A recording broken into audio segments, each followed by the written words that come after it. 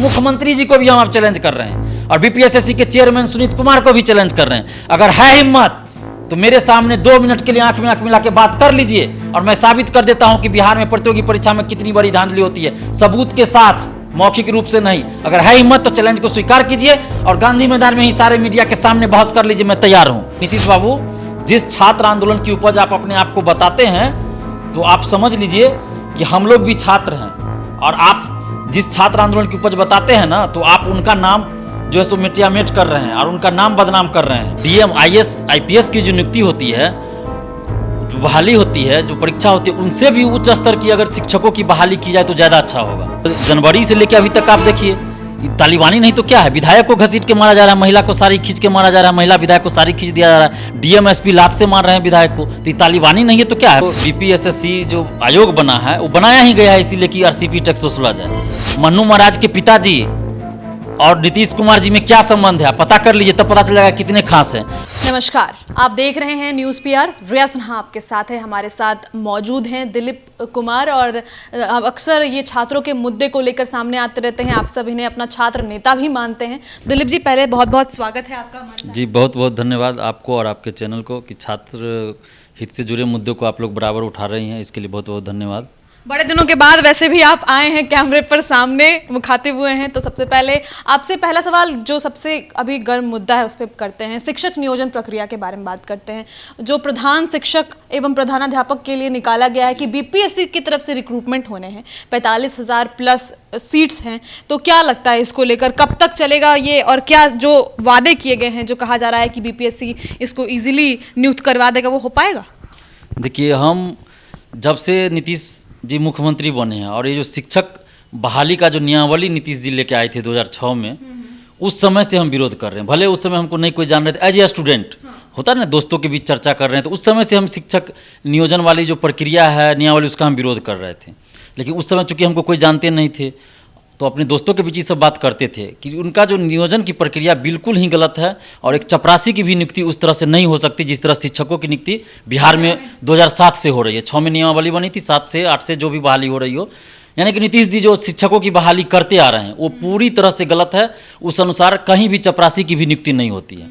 तो मैं हमेशा इसका विरोधी रहा हूँ और हमेशा ये मांग करते रहा हूँ कि शिक्षकों की नियुक्ति, चूँकि शिक्षक जो है भविष्य निर्माता है किसी भी राज्य, देश या समाज का, तो उनकी नियुक्ति एकदम स्टैंडर्ड तरीके से होनी चाहिए था। यहाँ तक तो मैं तो कहूँगा कि एक डीएम, आईएएस, आईपीएस की जो नियुक्ति होती है, जो बहाली होती है, जो परीक्षा होती है, उनसे भी उच्च स्तर की अगर शिक्षकों की बहाली की जाए तो ज़्यादा अच्छा होगा, क्योंकि शिक्षकों का महत्व होना चाहिए और शिक्षकों की बहाली भी उच्च स्तरीय होनी चाहिए। लेकिन यहाँ क्या है कि चपरासी से भी बदतर स्थिति शिक्षकों की कर दी गई है, चूँकि बहाली प्रक्रिया ही गलत है।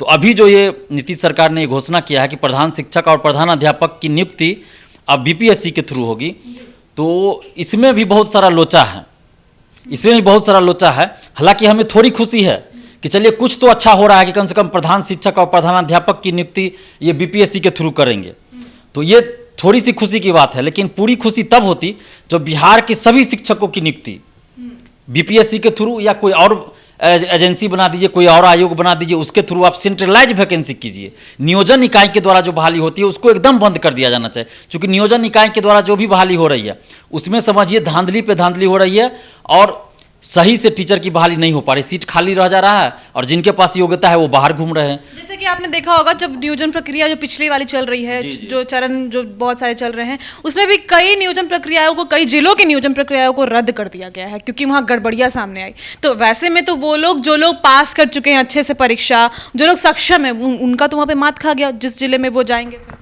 वो तो मत खाएंगे। और इसमें भी देखिए सबसे बड़ी बात है कि आप एक जिले में जब नियोजन चल रहा है तो लगभग सभी जिले में साथ चल रहा है, तो कहीं एक ही जगह वो अपीयर हो सकते हैं। और मान लीजिए कि उनका उस प्रखंड में या उस नियोजन इकाई में नहीं हुआ तो उनका सिलेक्शन नहीं हुआ, जबकि उनके पास योग्यता है और दूसरे नियोजन इकाई में उनसे बहुत कम मार्क्स वाले का सिलेक्शन हो जा रहा है। तो यहाँ पे तो मेरिट के साथ आप धोखा कर दिए। अगर सेंट्रलाइज वैकेंसी होती तो जिनका ज़्यादा मार्क्स है उनको पहले लिया जाता। यही मांग हम बार बार कर रहे हैं कि सेंट्रलाइज वैकेंसी आप निकालिए, सेंट्रलाइज बहाली कीजिए।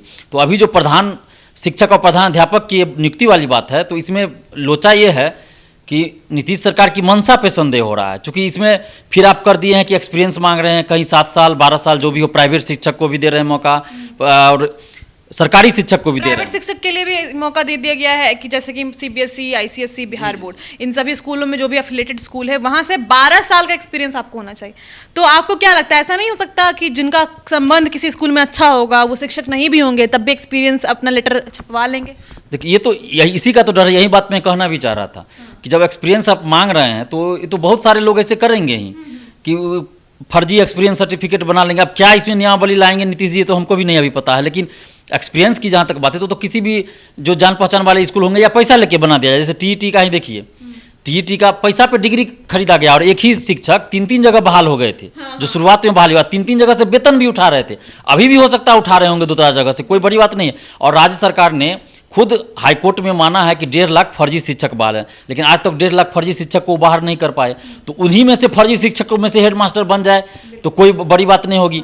और दूसरी बात कि बीपीएससी के थ्रू ही बहाली होगी, तो फिर उसमें अप्लाई करेंगे कौन? जो नियोजित शिक्षक हैं, जो फर्जी डिग्री पे गए हैं। मैं ये नहीं कह रहा हूँ कि सभी शिक्षक फर्जी हैं, जो नियोजित शिक्षक भी हैं उनमें भी बहुत सारे मेरिट वाले हैं, उनमें से बहुत सारे शिक्षक बीपीएससी क्वालिफाई किए हैं, तो बहुत सारे योग्यता वाले भी हैं। लेकिन अधिकांश ऐसे हैं जो फर्जी सर्टिफिकेट पे गए हैं, जो मार्क्स के आधार पर चले गए हैं। तो मार्क्स तो आप जान रहे हैं कि पैसा पे मार्क्स मिल जाता है बिहार बोर्ड में या फिर यूपी बोर्ड में, खुलेआम होता है, ये सब जान रहा है कि पैसा दीजिए मार्क्स आपका। सीबीएसई पे भी आरोप लग गया, इस बार सीबीएसई पे भी आरोप लग रहा है पैसा पे मार्क्स दिया है। तो वही टीचर बनेंगे तो फिर कैसे शिक्षा व्यवस्था सुधरेगा?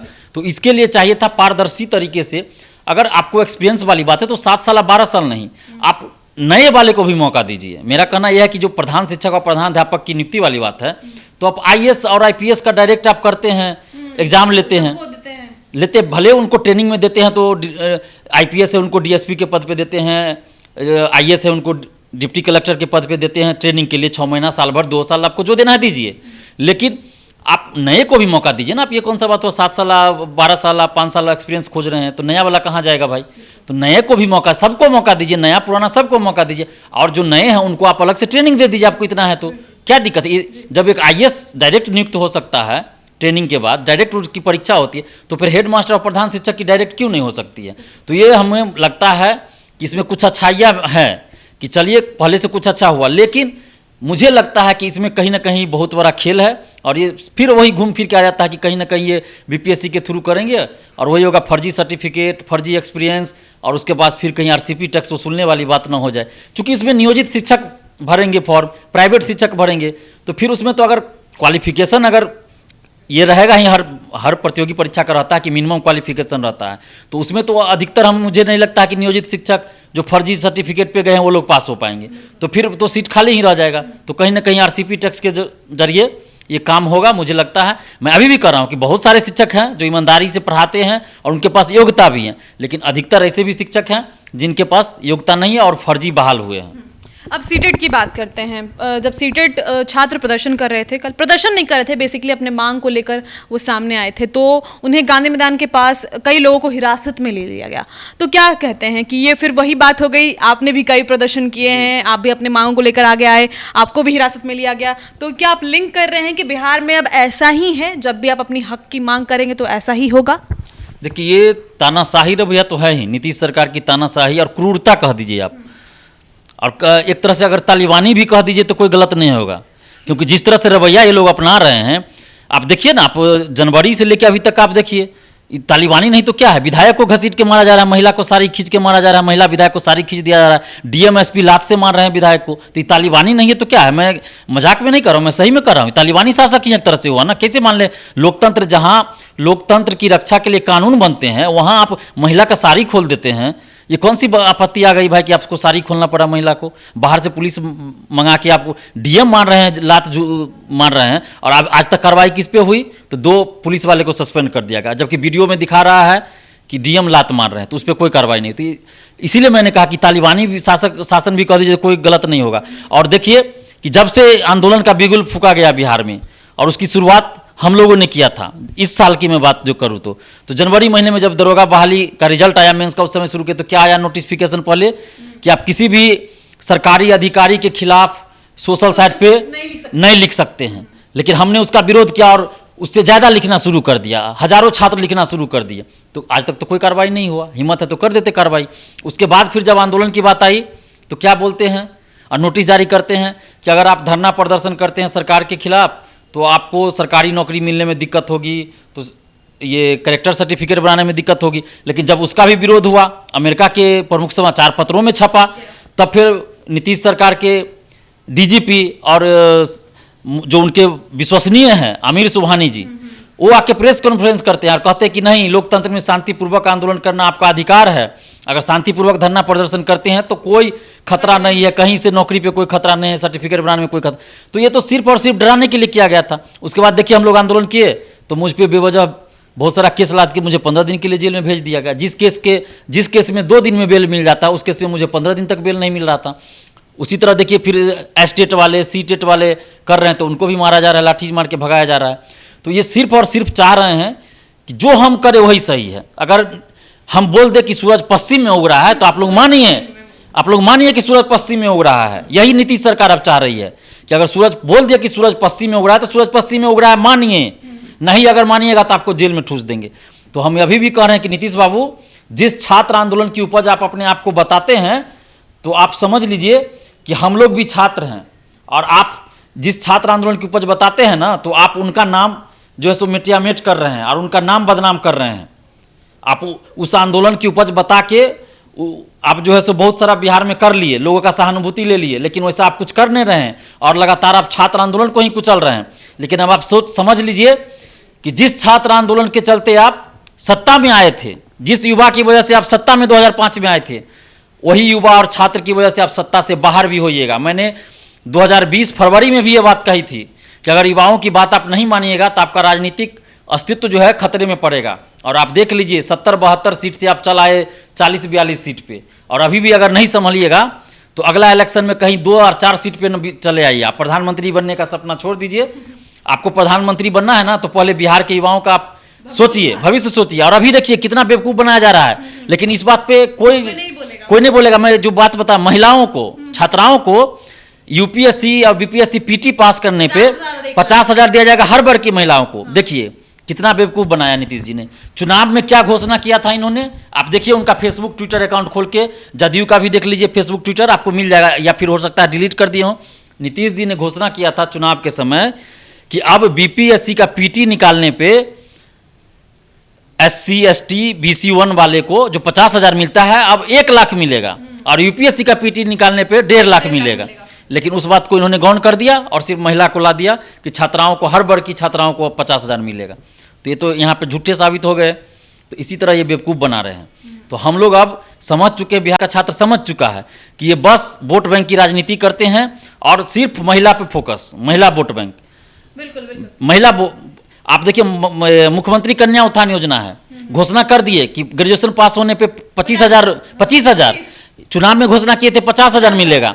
पता नहीं, अभी हमको नहीं लगता फिर 50,000 देंगे। और अभी आपको बता दें कि 2018, 19, 20 हजारों छात्राओं को अभी तक नहीं मिला है पैसा। ये जो योजनाएं लाते हैं लघु उद्योग के लिए भी उन्होंने कहा था कि 5-5 लाख रुपए देने की बात कही थी, वो भी, उसमें भी पैरवी की जरूरत पड़ती है। हमने कई लोगों से सुना है ये बातें, जो लोगों ने अप्लाई किया है, कि ऐसा होता नहीं है, बस बोल दिया गया कि 10 लाख रुपया देंगे। महिलाओं की बात कर रही हूँ फिलहाल मैं, तो उसमें भी पैरवी करवानी पड़ रही है। तो यहाँ हर योजना में तो अटकते ही हैं हम लोग। 10 लाख देंगे, लेकिन उसके लिए पहले लेंगे कितना, ये भी बता देना चाहिए नीतीश जी को कि 10 लाख तो देंगे, लेकिन लेंगे कितना। मुझे तो लगता है कि 4 लाख 5 लाख रुपया खर्चा हो जाता होगा पहले, उसके बाद मिलता है। तो क्या फायदा, आप सोच लीजिए। हर चीज़ में होता है।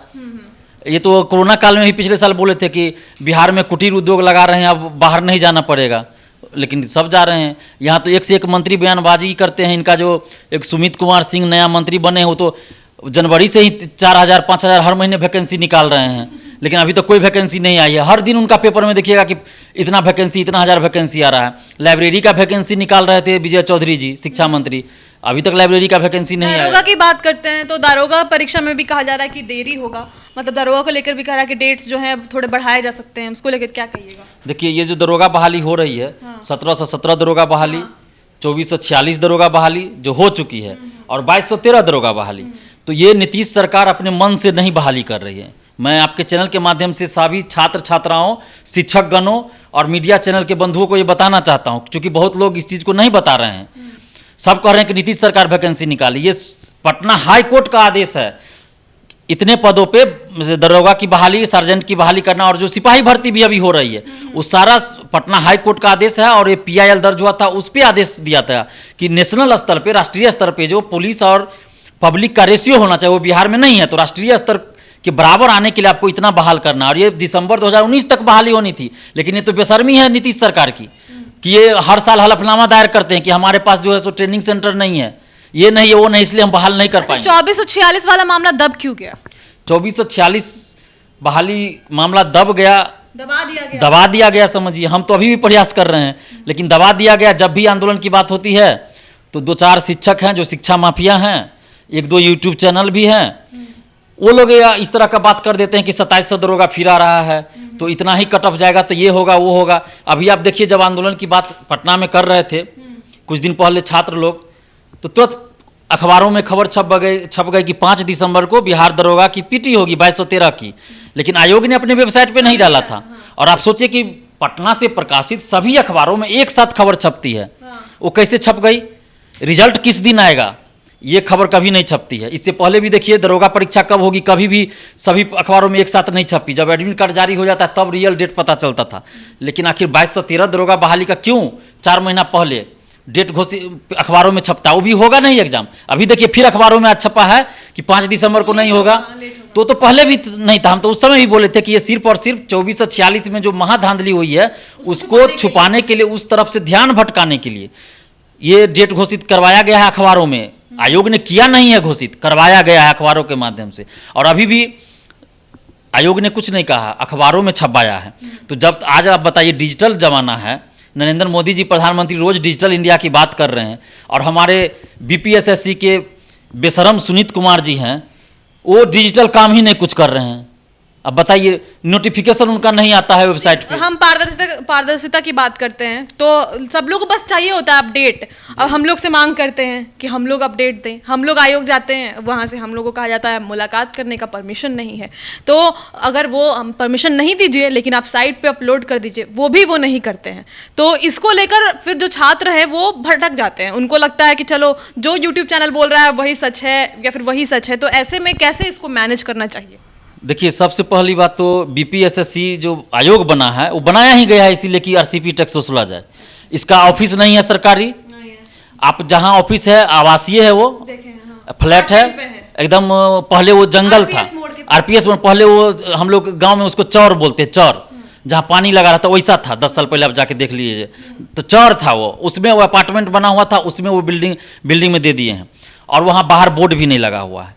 आप सोचिए कि वेबसाइट पे मोबाइल नंबर तक नहीं दिया गया है, ना कोई फ़ोन नंबर दिया गया है, ना ही ईमेल एड्रेस कुछ नहीं दिया गया है। RTI से भी कोई जवाब नहीं दिया जाता। सुनीत कुमार जी कभी भी आके प्रेस कॉन्फ्रेंस या मीडिया के सामने नहीं बोलते हैं। तो अब सुनीत कुमार जी BPSC के चेयरमैन सही में है या सिर्फ इसका नाम चल रहा है, इस पर भी सवाल होना चाहिए कि सुनीत कुमार जी सही में है भी या फिर नाम यूज किया जा रहा है उनका। तो ये तो बहुत बड़ी बात है। और छात्रों को कोई जवाब नहीं मिलता है, कब परीक्षा होगी, कब रिजल्ट आएगा, तो आप लोगों को फ़ोन करते हैं, हमको फ़ोन करते हैं, चैनल के माध्यम से पूछना चाहते हैं। तो इसी वजह से होता क्या है कि यूट्यूब चैनल वाले को, कुछ शिक्षकों को, कुछ शिक्षा माफियाओं को मौका मिल जाता है। जो डेट वो लोग अपने मन से बता दिए, छात्र उसी में गुमराह हो जाते हैं। और आयोग भी जानबूझ के ये सब करवा रहा है, क्योंकि आयोग भी चाहता है कि छात्र जो है गुमराह रहे, आपस में बटे रहे, क्योंकि इनको तो धांधली करना है। और अभी भी हम बता देते आपके चैनल के माध्यम से कि 2213 दरोगा के बाद इतने बड़े पैमाने पे, यानी कि 2000-2500 सीट पे दरोगा की वैकेंसी नहीं आने वाली है। आप इस वीडियो को चाहे तो सेव करके रख लीजिए। और जो भी शिक्षक यूट्यूब चैनल बोल रहे हैं ना कि 2700, 2600, 2400 दरोगा बहाली फिर आएगी, तो उनसे आप लिखित में लीजिए कि अगर नहीं आती है दरोगा बहाली तो आपके साथ क्या किया जाए। क्या आप हमको डायरेक्ट दरोगा बनवा दीजिएगा सुनीत कुमार से मिलके, क्योंकि ये लोग का कनेक्शन है, ये लोग शिक्षा माफिया है। जो इस तरह की बात कर रहे हैं ना कि 2400 और 2700 फिर दरोगा बहाली आएगी, ये लोग शिक्षा माफिया है। चाहे वो कोई भी टीचर हो, कोई भी यूट्यूब चैनल हो, जो भी बोलता है वो शिक्षा माफिया है। मैं खुलेआम बोल रहा हूँ, क्योंकि ये लोग चाहते नहीं कि छात्र एकजुट हो। जब भी हम लोग छात्रों को एकजुट करने का प्रयास करते हैं, आंदोलन की बात करते हैं, तो ये एक दो टीचर हैं, यूट्यूब चैनल चला देता है कि फलना वैकेंसी आ रही है तो फलना का रिजल्ट आ रहा है। अरे ये कौन सा तरीका हुआ यार? BSSC का इसी तरह हम लोग आंदोलन कर रहे हैं ट्विटर पे, तो कुछ लोग चला रहे हैं कि कल वैकेंसी आ रही है तो परसों वैकेंसी आ रही है। जुलाई बीत गया, अगस्त बीतने वाला, आज तक तो वैकेंसी नहीं आई। और ये लोग 2018 से हर दिन वैकेंसी निकाल रहे हैं बीएसएससी का। तो ये सबसे बड़ा दुश्मन यही लोग हैं छात्रों का। तो ऐसे लोगों से सतर्क रहिए। मैं बिहार के तमाम छात्र छात्राओं से कह रहा हूं कि ऐसे शिक्षा माफियाओं से सतर्क रहिए। आप खुद सोचिए कि कोई टीचर पटना में आके कोचिंग खोलता है, 2 साल पढ़ाता है, 500 1000 में बैच शुरू करता है और 2 साल में बड़ा बड़ा अपार्टमेंट उसका बन जाता है। ये कहाँ से आ जाता है पैसा? आप खुद सोचिए। 500 1000 में बैच शुरू करता है, एक लड़का से 500 1000 मात्र लेता है पूरा कोर्स का। और ऐसे टीचर 2 साल में कितना कमा लेंगे आप सोचिए। बिल्डिंग का उनको किराया देना पड़ता है, बिजली बिल देना पड़ता है, स्टाफ को वेतन देना पड़ता है, पैसा देना पड़ता है, फिर भी 2 साल के अंदर बड़ा बड़ा अपार्टमेंट पटना में खड़ा हो जाता है। तो आप सोचिए कहाँ से पैसा आता है। तो जाहिर सी बात है, दरोगा बहाली में, बीपीएससी बहाली में सेटिंग कराते हैं वो लोग, कमा लेते हैं। और समय आने पर मैं सबका नाम उजागर करूंगा। इसलिए मैं चाहता हूं कि सीबीआई जांच करवाए सरकार। अगर सीबीआई जांच सरकार करा दे तो मैं सीबीआई के सामने सभी का नाम उजागर कर दूंगा। अभी नाम उजागर करने से कोई फायदा नहीं है। बहुत सारे छात्र बोलते हैं उल्टा आपको हिरासत में ले लिया। नहीं, मुझे तो हिरासत में लेने की हिम्मत नहीं है। ले लेगा तो कोई दिक्कत नहीं है, मैं तो जांच की मांग कर रहा हूं। लेकिन इसका दुष्प्रभाव ये होगा कि मैं किसी का नाम उजागर कर दूं। जो लोग सेटिंग कराना चाहेंगे और जाके उससे कॉन्टेक्ट कर लेंगे। चूंकि यहाँ तो नाम उजागर एक आदमी का तो है ही ना। रामा किशोर सिंह बीपीएससी के पूर्व मेंबर हैं, उस समय मेंबर थे, उनका तो नाम उजागर ही है। तो सरकार तो आज तक उस पर कोई कार्रवाई नहीं की। 25 लाख लिए इंटरव्यू में वो ले रहे थे, तो उनके पास तो सबूत भी है सरकार के पास, फिर भी कोई कार्रवाई नहीं हुई। तो फिर ऐसे नाम उजागर करने से हमको क्या फायदा? झूठे बेवजह हो जाएगा कि और लोग उससे जुड़ जाएंगे जाके। आपको याद होगा एक आईएएस ऑफिसर को जो फंसाया गया, जो बाद में आए, और हाँ सुधीर कुमार वो आए, उसके बाद उन्होंने क्लियरली भी कहा कि मुझे षड्यंत्र के तहत फंसाया गया। आपको उस मामले में क्या लगता है? देखिए, मैंने उस समय भी कहा था, हालांकि उस समय मुझे नहीं जान रहे थे, चैनल वाले भी नहीं है, ना ही मैं किसी चैनल पे आता था, लेकिन दोस्तों के बीच जो बातचीत होती है उस समय मैंने कहा था कि ये बहुत बड़ा मामला है और उसको छुपाया जा रहा है। ये सुधीर कुमार जी और परमेश्वर राम जी को बलि का बकरा बनाया गया। बलि का बकरा बनाया गया। मैं ये नहीं कह रहा हूँ कि ये दोनों निर्दोष है, मैं ऐसा नहीं कर रहा हूँ। ये लोग भी दोषी हैं, क्योंकि लेकिन सिर्फ यही दोषी नहीं है। और परमेश्वर राम ने तो कई मंत्रियों विधायकों का नाम बताया था, तो उन लोगों को तो आज तक कोई कार्रवाई नहीं हुई। चाहे वो किसी भी पार्टी के रहे हों, कार्रवाई होनी चाहिए। लेकिन जांच टीम का मेन आदमी कौन था? जो नीतीश जी के खास आदमी हैं, मन्नू महाराज। और नीतीश जी के खास आदमी हैं, आप पता कर लीजिए मन्नू महाराज के पिताजी और नीतीश कुमार जी में क्या संबंध है, आप पता कर लीजिए, तब पता चलेगा कितने खास हैं। तो वो क्या नीतीश जी के आदमी को जेल भेजेंगे? तो उन लोगों को बचा लिया गया। तो और अभी प्रतिनियुक्ति पे वो बाहर गए हैं। आप सोच लीजिए कि क्यों बाहर गए हैं। इसके पीछे बीएसएससी पेपर लीक का मामला ही जुड़ा हुआ है। ऐसे नहीं वो अभी प्रतिनियुक्ति पे बाहर चले गए बिहार से। सुधीर कुमार जी जब एफआईआर दर्ज कराने गए हैं उसके बाद ये मामला आया है। तो ये बहुत बड़ा मामला है, इसमें बड़े बड़े लोग इन्वॉल्व हैं। और ये सुधीर कुमार और परमेश्वर राम को बलि का बकरा बनाया गया, ये लोग भी शामिल है। मैं ये नहीं कर रहा हूँ कि नहीं है, लेकिन इसके साथ साथ बड़े बड़े लोग इन्वॉल्व हैं जिनको बचा लिया गया। इसीलिए मैं चाहता हूँ कि एक बार निष्पक्ष तरीके से सीबीआई जांच हो, या सुप्रीम कोर्ट के किसी जज के निर्देशन में हो, जो ईमानदार छवि के रहे हो, जो अच्छा फैसला दिए हों, उनके निर्देशन में आप जांच करवाइए। देखिए एक से एक लोग पकड़े जाएंगे। लेकिन नीतीश सरकार चूंकि खुद इन्वॉल्व है तो खुद करवा रहे हैं ना। ये नीतीश जी, मैं ये नहीं कर रहा हूँ कि नीतीश जी पर्सनली पैसा वसूलते होंगे, लेकिन इनके संरक्षण में ये सब कुछ हो रहा है। क्योंकि नीतीश जी पैसा लेके क्या करेंगे? अच्छा, इसी मुद्दे से एक और, पैसे लेने के मुद्दे से एक और मुद्दा उठता है, जब उन्होंने कहा है कि 3 विश्वविद्यालय बनाएंगे, एक डॉक्टर्स के लिए रहेगा, एक इंजीनियर्स के लिए रहेगा, एक खेल विश्वविद्यालय बनवाएंगे।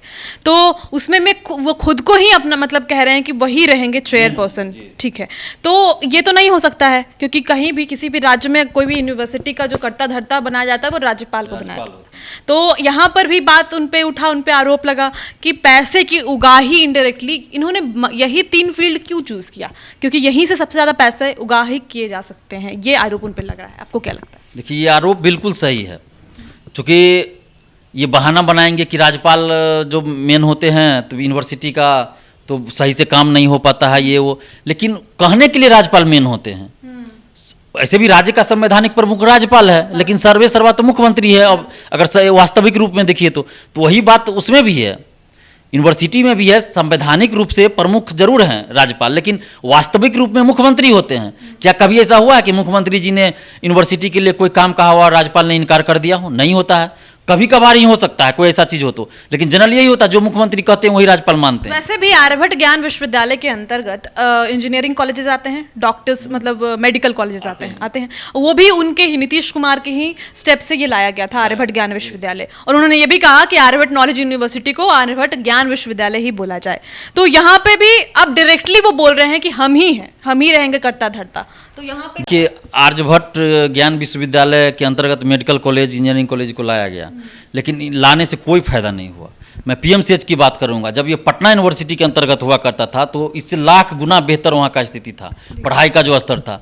लेकिन आप नाम बना दीजिए, बड़ा बड़ा यूनिवर्सिटी बना दीजिए, वो बिल्डिंग बनाने से नहीं होता है। बिल्डिंग बनाने से नहीं होगा, आपको शिक्षक की नियुक्ति करनी पड़ेगी, प्रोफेसर की नियुक्ति करनी पड़ेगी, तब होगी। तो आप तो शिक्षकों की, प्रोफेसर की नियुक्ति ही नहीं कर रहे हैं। आप पीएमसीएच में जाके देखिए ना, स्टूडेंट से पूछिए, स्टूडेंट लोग रोते हैं, उनको रहने के लिए हॉस्टल नहीं है, पढ़ाने के लिए अच्छे टीचर नहीं है, रो रहे हैं स्टूडेंट। आप इंजीनियरिंग कॉलेज का हालत देखिए, चल जाइए सब जगह घूम लीजिए, तब पता चलेगा। बाहर से बिल्डिंग देखिएगा तो बहुत अच्छा लगेगा, लेकिन जब अंदर जाइए ना तब आपको पता चलेगा। मैं इंजीनियरिंग कॉलेज की बता रहा हूँ, मेरे भी बहुत सारे फ्रेंड पास किए हैं। आपको सुन के आश्चर्य होगा कि उस तरह से कोई ग्रेजुएशन भी पास नहीं करता। अगर आपके पास पैसा है तो बिहार से इंजीनियरिंग की डिग्री आप ले सकते हैं। आपको कॉलेज भी नहीं जाना है, आप एडमिशन ले लीजिए, कॉलेज भी नहीं जाना, आपको एग्जाम भी नहीं देना है, आपके बदला में दूसरा कोई लिख देगा कॉपी, सब कुछ हो जाता है। ऐसा हो रहा है। शिक्षा व्यवस्था के बारे में आखिर में बात कर ही लेते हैं कि बिहार की शिक्षा व्यवस्था कैसी है, अपने कुछ शब्दों में आप कहना चाहे तो क्या कहिएगा? बिहार की शिक्षा व्यवस्था अगर आप कहिए तो अभी देश का सबसे बुरा स्थिति है, और उसे आंकड़ा भी है कि शिक्षा के मामले में, और भी मामले में है, लेकिन शिक्षा के मामले में बिहार सबसे नीचे है। और मैंने ये बात 2007-8 में भी कहा था कि जो पॉलिसी नीतीश सरकार की है शिक्षक बहाली की, इसका असर अभी लोगों को नहीं दिख रहा है। लोग आंख मूंद के, आप देखिए शिक्षक बहाली जब होती, उस समय तो आप बच्ची होंगी, छोटी, आप देख लीजिएगा, आप याद नहीं हो तो अपने गार्जियन से पूछिएगा कि जब 2007-8 में शिक्षकों की बहाली होती थी तो जो सही आदमी होंगे उनके आंख से आंसू टपक जाता होगा। एक सीट पे आपको शिक्षक बनना है, लेकिन आपको बिहार के तमाम ब्लॉक में, तमाम पंचायत में जाके आपको 2-2 घंटा, 5-5 घंटा, भर दिन लाइन में लग के आपको आवेदन वहाँ जमा करना था, और आपकी बहाली कहीं एक जगह होगी, आपको 1000 जगह दौड़ना पड़ता था।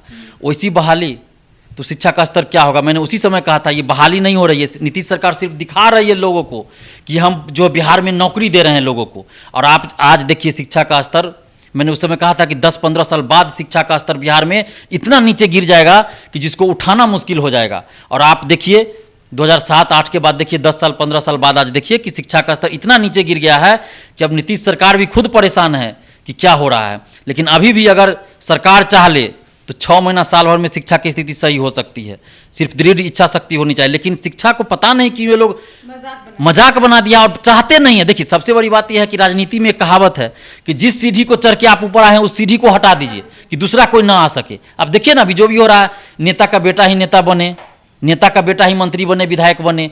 अगर कोई सिंपल परिवार से है जिसका कोई राजनीतिक बैकग्राउंड नहीं है, अगर वो अच्छा भी है, पब्लिक से जुड़ा भी, उसको आगे नहीं बढ़ने देना चाहता है कोई भी नेता। इसीलिए आप देखिए कि पटना यूनिवर्सिटी हो, कोई भी यूनिवर्सिटी हो, छात्र संघ नाम का चीज़ खत्म हो गया, सिर्फ कागज पे रह गया है। और इसीलिए पढ़ाई को चौपट कर दिया गया है कि आपको न ज्ञान रहे, न सही से आपको शिक्षा मिले, ताकि आपको अपना अधिकार ही पता नहीं चले। आपको बता दे रहे ना कि यहाँ दरोगा की तैयारी कर रहे हैं, बीपीएससी की तैयारी कर रहे हैं। अब बहुत कम छात्रों को ये पता है कि हम शांतिपूर्वक धरना प्रदर्शन करेंगे तो हमें कोई नौकरी पे कोई प्रभाव नहीं पड़ेगा। सरकार ने एक नोटिस जारी कर दिया, हजारों छात्र परेशान हो गए। तो कहीं ना कहीं शिक्षा का अभाव है। जब हम लोग सामने आए, जब अमेरिका के अखबारों में छपा ये बात कि ये तो लोकतंत्र की हत्या है, तब अब छात्रों को लगा कि नहीं, ये तो सही में हम लोग शांतिपूर्वक धरना प्रदर्शन करेंगे तो कोई कुछ नहीं कर सकता। तो कहीं ना कहीं ये शिक्षा का जो स्तर गिरा है उसके चलते हो रहा है।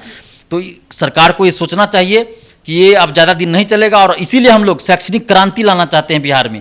हम ऐसे नहीं, मेरा एक ऐसा नहीं है कि हम ये जो आंदोलन कर रहे हैं जेल चले गए, तो इसका मतलब ये नहीं था सिर्फ कि हम एक एग्जाम को लेके या जेल चले गए। नहीं, हमने इतनी बड़ी कुर्बानी दी है।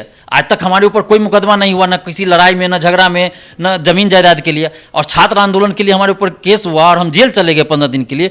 तो आपको क्या लगता है कि हम ऐसे आसानी से छोड़ देंगे? हम छोड़ने वाले नहीं हैं नीतीश बाबू। हम बिहार में शैक्षणिक क्रांति ला कर रहेंगे, और हम बिहार में शैक्षणिक आज़ादी की लड़ाई लड़ रहे हैं, और इस आज़ादी को पाकर ही हम दम लेंगे। और जो हमारा मुद्दा है संपूर्ण शिक्षा व्यवस्था में सुधार लाना, वो हम ला के रहेंगे, चाहे सरकार किसी की भी हो, चाहे नीतीश बाबू मुख्यमंत्री हो या कोई और हो, चाहे किसी और गठबंधन की सरकार हो। शिक्षा व्यवस्था में सुधार लाने का जो हमारा पॉइंट है, जो हमारा बिंदु है, जो हमारा मुद्दा है, उस पर हम काम करते रहेंगे। हम किसी से डरने वाले नहीं हैं। और पारदर्शिता लाना सबसे बड़ी जरूरी है बिहार के सभी प्रतियोगी परीक्षाओं में। उसके लिए जरूरी है कि OMR शीट की कार्बन कॉपी और क्वेश्चन बुकलेट दिया जाए परीक्षार्थियों को, आंसर की जारी किया जाए, और रिजल्ट के साथ ही सभी परीक्षार्थियों का मार्क्स और कट ऑफ जारी किया जाए। बीएड का देखिए एग्जाम हुआ है 13 अगस्त को, उसमें दे दिया गया है OMR शीट का कार्बन कॉपी छात्रों को, आंसर की जारी किया गया है, तो आखिर BPSSC को ऐसा करने में क्या दिक्कत है? इसलिए नहीं कर रही है क्योंकि ये धांधली कर रही है।